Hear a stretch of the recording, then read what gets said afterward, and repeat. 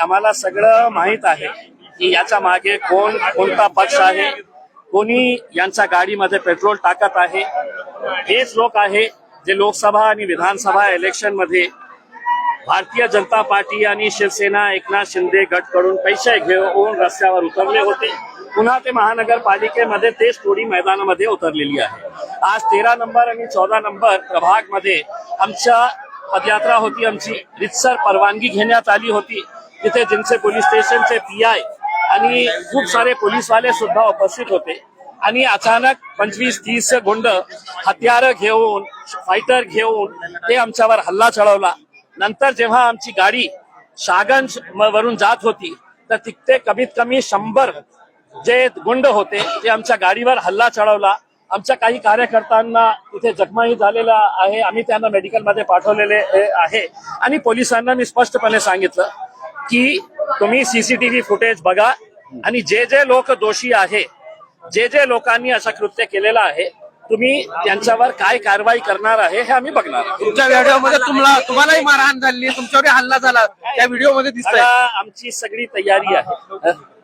आमची सगळी तयारी आहे. शांतीपूर मार्गाने ते इलेक्शन लढण्यास तयार असेल तर आम्हीही शांतीपूर मार्गाने इलेक्शन लढणार. गुंडगिरी करायचं असेल तर आम्हालाही काही कमी समजू नका. आम्ही पोलिसांनाही स्पष्टपणे हे सांगितलेलं आहे. हे अशा प्रकारचे किती जण तुम्हालाही लागले का? हल्ला करण्याचा प्रयत्न झाला, तुम्ही पुढे बसलेले होते, तुमच्या अंगावर देखील धावून हे सगळे लोक आले होते. झुंडमध्ये आले होते आणि त्यांना असं वाटलं की पुढची जे आमची रॅली आहे, जे आता आम्ही करत आहे ते इम्तियाज जलील करणार नाही. आमच्या पार्टीचे जितके लोक आहेत ते घरी बसणार आहे करके मी पोलिसांना सांगितलं की मी पुढे चाललेला आहे, माझी रॅली आहे ते मी रॅली करणार आहे. आता मी करत होऊ द्या ना साहेब. आम्ही काय गप्प बसणारे आहे का?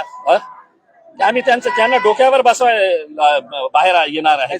संध्याकाळी काही व्हायचं आहे. साहेबांची सभा आहे, त्याच्यावर काही या सगळ्या हल्ल्याचा, या सगळ्याचा परिणाम होईल का? राजनीतीमध्ये अशा प्रकारचे किरकोळ घटना होतच राहतात. किरकोळ घटना होतच राहतात. याचा अर्थ कदापि हे नाही आहे. त्यामध्ये MIMचे तिकीट न मिळालेल्या नाराजांची संख्या देखील होती. आज ते देखील या ठिकाणी मी तुम्हाला काय सांगतो की जितके नाराज लोक तुम्हाला असं वाटत आहे की हे नाराज होते, ते सगळे लोक आज OWC साहेबांच्या सभेमध्ये तुम्हाला दिसणार आहे. सगळ्यांची नाराजगी. तक्रार केली, कायदेशीर कारवाई मी पोलिसांना सांगितलेलं आहे. मी तक्रार नाही, तुमचे पोलीसवाले होते, तुमच्या पोलीसवाल्यांच्या अंगावर ते धावून आले होते, धक्काबुक्की पोलीसवाल्यांना पण करत होते. आता तुम्ही काय करणार आहे? सर, आम्ही वाट बघतो. सर, तुमच्यावर आरोप केला जातोय की एक तर पैसे देऊन तिकीट घेतले जात आहेत, दिले जात आहेत, आणि दुसरा प्रश्नाचा मी उत्तर देणार नाही. आणि दुसरं असं की तुम्ही एकतर्फी निर्णय घेताय असं त्यांचा आरोप आहे. त्यांचा आरोप आहे. घेतलं मी. जोपर्यंत माझ्या पार्टीचे अध्यक्ष बॅरिस्टर असदुद्दीन ओवैसी साहेबांचा विश्वास इम्तियाज जलीलवर आहे, बाकीच्या लोकांना मी काहीही भीक घालणार नाही. त्यांना जे बोलायचं आहे बोलू द्या.